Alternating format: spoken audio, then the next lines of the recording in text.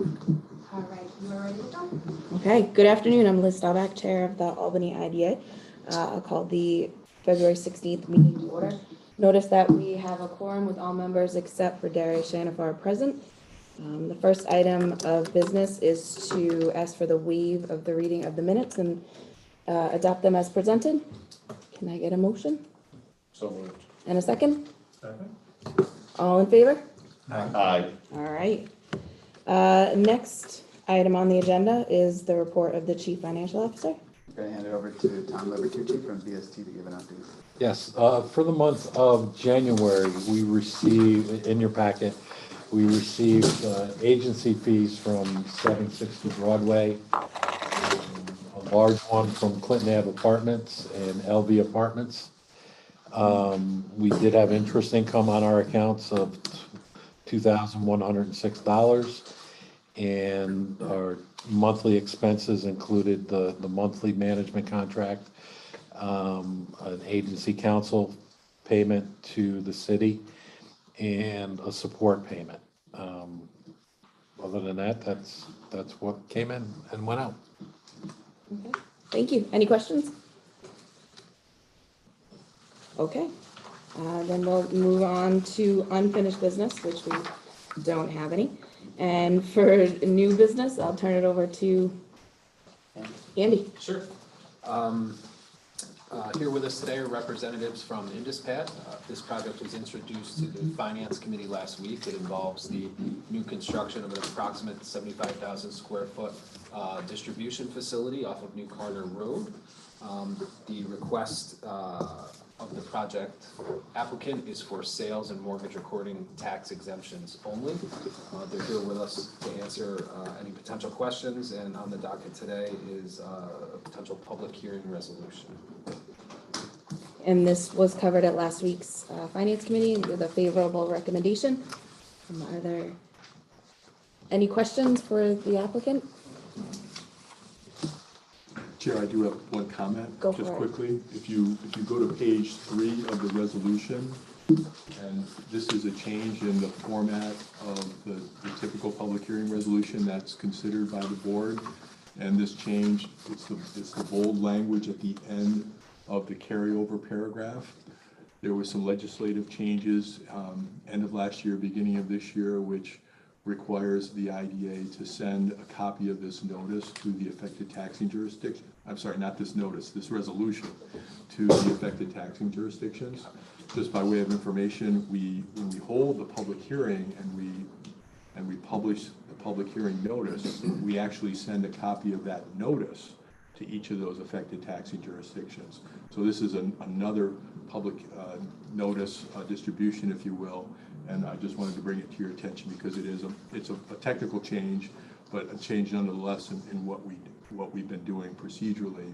We are coordinating with staff about updating our policies to reflect this, and but I just wanted to make sure that you all saw it, so that if you're in the midst of a conversation with someone about the most recent public hearing resolution that you adopted, and someone said, well, you mailed it to the affected taxing jurisdictions, didn't you? You can say, yes, we did. Thank you. I just have one question. I think last week when you were here, you said that the planning board approvals were expected this week. Yep. Did that happen last night? Yep, so Dan Hubble from White and Osterman and Hannah, and we have applicant representative Jitendra Bakar also joining by Zoom. So we did receive a negative declaration and site plan approval on Tuesday. We'll circulate those to staff once we receive copies of the resolutions filed with the clerk. There was a question about something on the EAF with endangered species. They found out that the planning board determined that there is no issue there. There's no mitigation necessary for that. So Okay. clean deck, we'll get it to you guys and have you teed up for that. Okay, thank you. Any other questions from the board? Okay, then can I get a motion to pass the public hearing resolution? So moved. A second? All in favor? Aye. All right, thank you very much. And Great, thank you. See you next month. Thank you. Okay, next item on the agenda is Capitalize Albany Corporation, the Lincoln Park acquisition. And I'll turn it over to Joe for a little rundown? I need to leave, right? Right, and do you Oh. want to start by announcing the staff will step out? Oh, I forgot that part. So, and consistent with how we've been handling the Liberty Park transaction since prior to the application even, we'll have Capitalize Albany Corporation staff step out of the room for the discussion, as well as the board member that overlaps between both boards, which is Tony Gaddy. So we'll head out and come back in when you guys open us up. Thank you.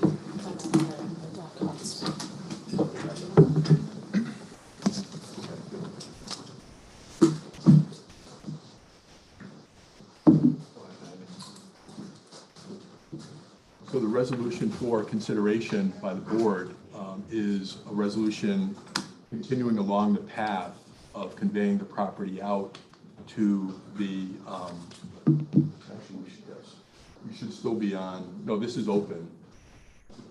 We haven't gone, I'm going to offer to go into executive session if you want to.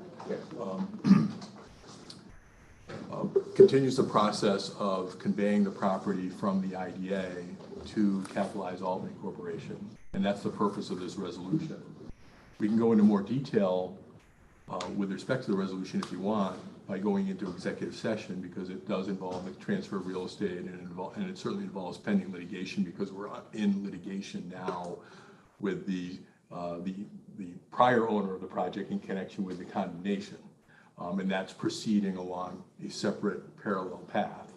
So if you kind of visualize this, we've got the path of the litigation, which we've taken title to the property, we've delivered to the county court, the county clerk, excuse me, the $2.650 million, which is what our appraised value was for the facility.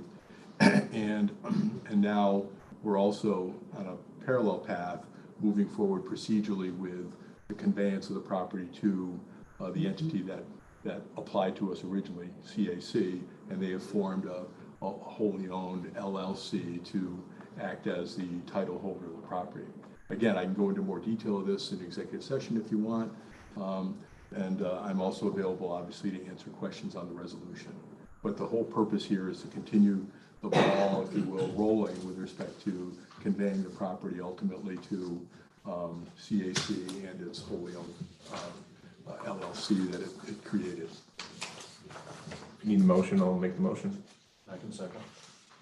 To go into executive session? Go ahead, yeah. Okay, all right. All in favor? Aye. Okay, so that was Lee and And then, then it was Darius and then Lee. okay, We're gonna need to turn off the, yes. Yeah. can someone turn off the, we're going into executive session, so.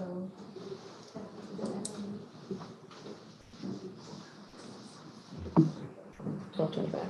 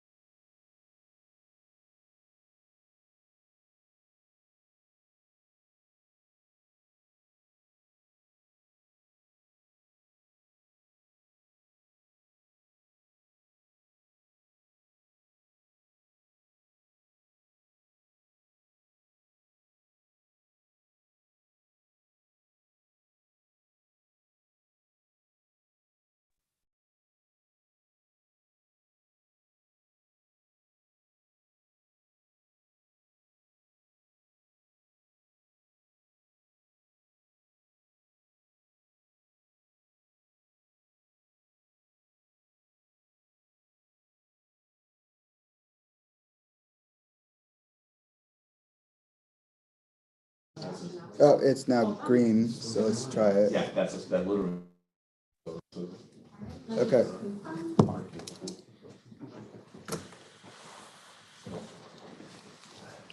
So there is generally a couple seconds lag.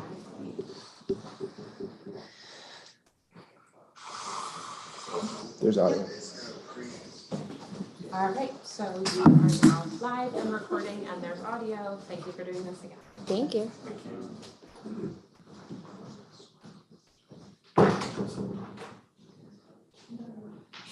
We're in open session.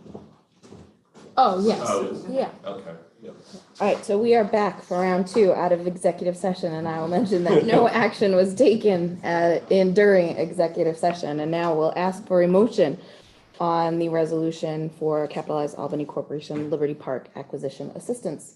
I'll be happy to offer the motion for the resolution authorizing the sale of land located in the city of Albany to Liberty Square Development LLC. May I get a second? I will second that All one. right, all in favor? Aye. All right, thank you very much, and thank you very much, Joe. Thank you, Chair. Thank you. All right.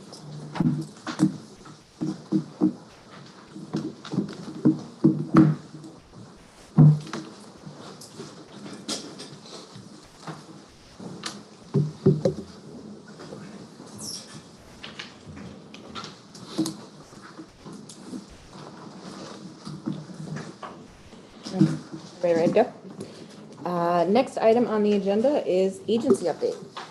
Great, so we are going to start with a project check-in. Emma's got that teed up. An update on Honest Meat. So Honestly, Food Cooperative was approved by the IDA in 2012 as demolition of an existing industrial building and the construction of a 30,000 square foot natural grocery store. The project cost $11 million in total. It received a commercial retail pilot as well as sales and mortgage tax exemptions. The pilot is expected to terminate in 2023. So this project we're giving to you at the end of the life cycle. Honest Wheat opened their new location in 2013. Their number of member owners has grown 25% since 2013. So they are now at a little over 10,000 member owners. At the time of the IDA approval, the project was projected to create 200 construction jobs, retain 71 full-time equivalent and full-time equivalent employees, and create 30 new full-time equivalent employees. Today, there are 174 employees, representing 117 full-time equivalent employees. So they are over their projections from a decade ago. Honest Wheat works with over 600 local farms and producers to source their products. Sales have grown significantly since the new store was constructed, and their sales from the 2021 to 2022 fiscal year grossed over $28.5 million. On average, 65% of all their sales are to non-member owners, so to general public, people who are not in that 10,000 member owner crowd.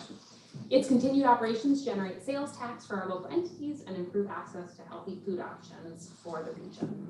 Any questions? Great. Thank you. I'll note on this one too, that this is timely. There's a conversation at the state legislature right now about IDA's ability to do retail pilots. And so there are select circumstances where an IDA can step in on a retail project. And so we were able to use one of those avenues to be able to do this project. And as you can see, it's a wild success. It would not have been possible without the pilot provided through the IDA. And they're at their successful termination at this point and still going strong. Great. A couple of other things under agency update. Thank you, Emma. That was awesome. Quickly, an update on the Capitalized Albany BIG program as we're going through that. We have had we keep laughing because the puns never stop on this one, a really big response to this and a lot of big asks. We had more than 223 step one intake forms provided. Of those, there were a bunch that weren't actually in the city of Albany, so they got opted out. We had 148 eligible applicants that were able to move forward. We're starting to get those full applications in now. We already have more than 50 started or completed at this point, representing more than $1.5 million in asks already for a program that has about $600,000 available to it. If everyone who was eligible in the first round actually comes through and asks for the max, which is the trend that we're seeing of the finished applications that we're seeing so far, that's more than $3 million in assistance being asked for through the program. So on one hand, it's a phenomenal response. Of those, we have nearly 70% are DBEs that are coming in looking for assistance at this point. So the response has been phenomenal. The program is obviously responsive to existing small business needs coming out of the pandemic and really focusing on recovery and resilience. The bad news is that we don't have enough funds to do all of them. And so it is going to be hotly competitive. We'll see what we come in with and we'll report back to this group as that keeps moving. That deadline is Friday. So if you're talking with anybody, please encourage them to put their best foot forward because they're going to need to, because it'll be pretty hotly competitive. I do want to say particularly to Ashley, Renee, and Emma on this. They've been working around the clock on getting this through, really working with the applicants as they're coming together. And so we're going to be in great shape to be able to process the nearly 200 applications that we anticipate will come in for this. When we did the SBAP program, we had fewer people interested in that, if you can believe it or not, and that was massive at the time. We had a 40% drop off between the pre-application and the application for that, so we'd expect something similar here. So hopefully we won't be dealing with that whole 150, but maybe we will. We'll see Friday, and so stay tuned for that. Any questions on that? We'll move on.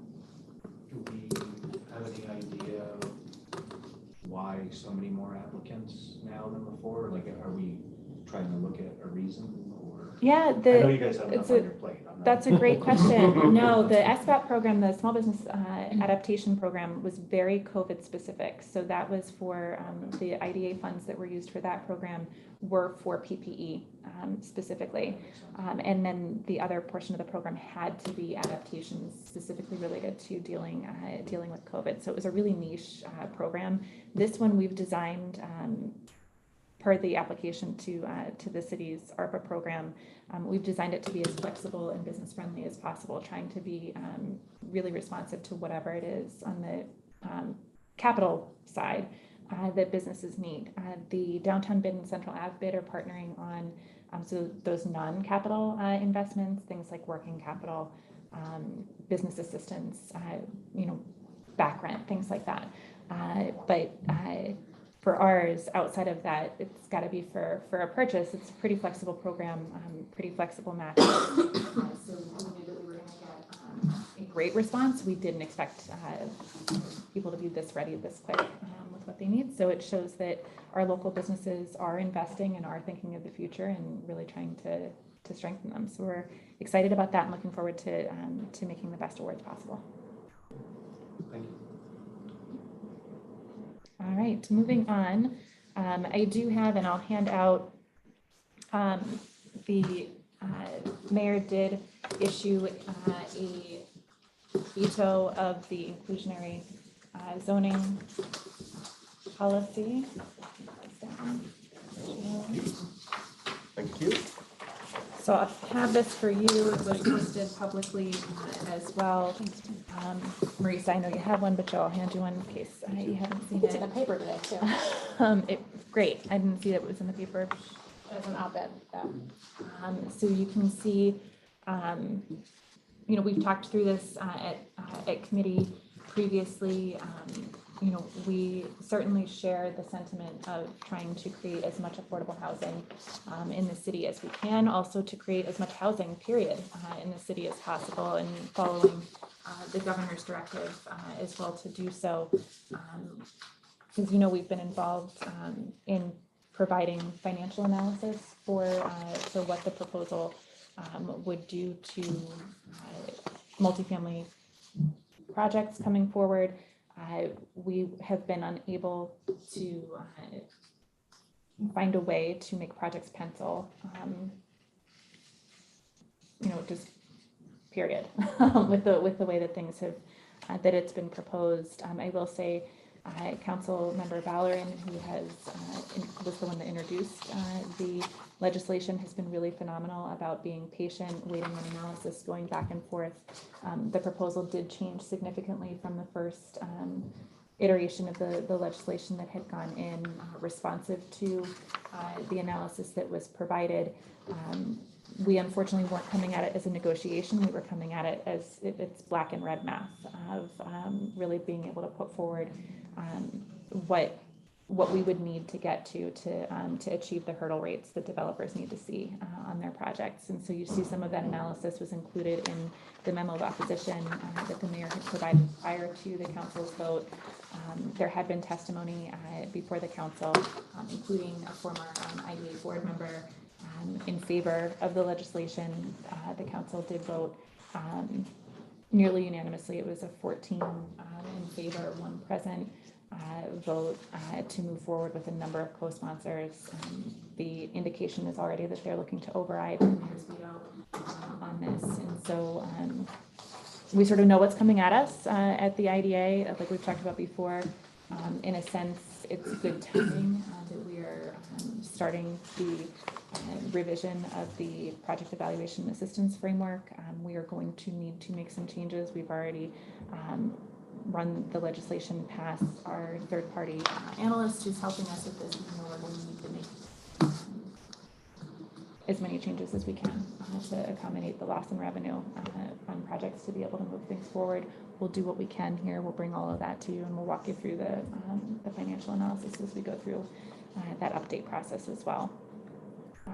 They expect that the veto override vote would be at the next council meeting as soon as 2 weeks out. So Next Thursday. Next Thursday. Yeah. So that is where that is. Yay. Moving on to more fun legislative news. On the state level, we did talk at Finance last week about the challenge to IDA's ability to exempt school taxes moving forward.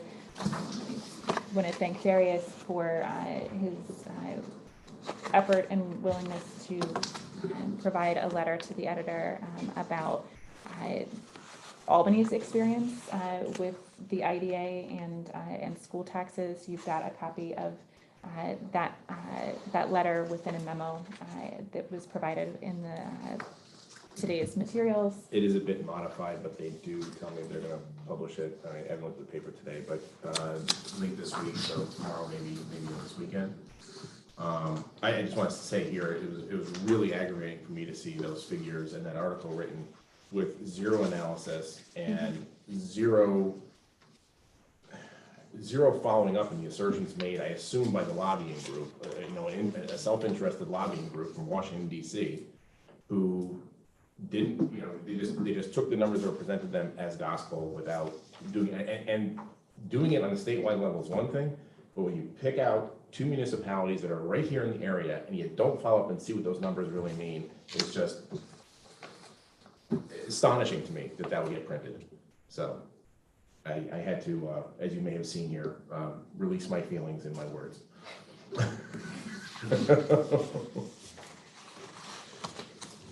So we're providing this. It is the letter to the editor. This is obviously public in our packet, has been provided to our local common council. We provided it to New York State EDC as well, who is also penning a letter to the editor and working statewide on a statewide response to this. Saying out loud, for the record, the bottom line here in the city of Albany is that we actually are generating revenue, significant revenue for the city of Albany School District.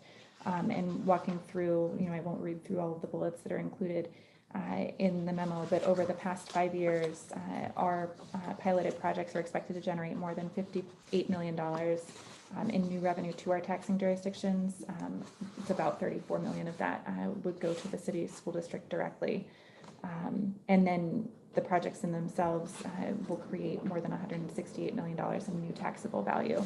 So when those pilots terminate, that'll be another $12.4 million annually, 7.2 that would not have been here otherwise, because again, with the city of Albany idea, we really rely on the but-for clause, that projects would not be able to move forward without the assistance provided here. So that's outside of all of the other community benefits that our projects bring, including construction jobs and permanent jobs, more often than not, blight removal, vacancy reduction, Increased population. increased density, historic preservation, you name it, all of the things that we factor into to our matrix. It is a significant amount of revenue to the tune of millions of dollars annually that goes back to not just our school district, but also to the county and city as well. The school district does make up about 60% of our tax burden here. So the majority of the revenue that the IDA is generating for our taxing jurisdictions does go directly back to the school district. So it's important to clarify that here. We've been doing that publicly as well. We do bring these themes to the Common Council annually in the annual report we provide to them, as well as every time that we talk to them. So for you, as you are getting talked to out in the community, please, have these facts and figures if they're ready, please direct them my way. And we look forward to continuing the ability to generate revenue for the school district and the other taxing jurisdictions as we can. I'll keep you posted on what's happening statewide as we know it. Any questions on that one? No, just thank you, and thank you, Darius, for the letter. It's a much more, I think, productive way of handling than me yelling at my husband and dog and lecturing them once I completed reading the report. So So you had the same reaction I did. yeah, I just laid it out for my husband and everything. So, but thank you very much, and thank you, Sarah, for providing all that information to us. Any other questions for Sarah? All right, then we'll move on to compliance. Sure. Just want to note that at the last Finance Committee meeting, we reviewed the preliminary jobs reporting. We will come back to the Finance Committee and the Audit Committee next month with a more robust presentation and final reporting of that. In addition, we met with the auditors this morning, and they're starting to wrap up their audit for 2022. So we will be having an Audit Committee meeting in March to go through that along with the preliminary Paris reporting. Okay, thank you. Any questions on compliance? All right, sounds good. Is there anything else from the board that you would like to discuss today? All right, then can I get a motion to adjourn? So moved. Second? All in favor? Aye. There we go. Thank you very much.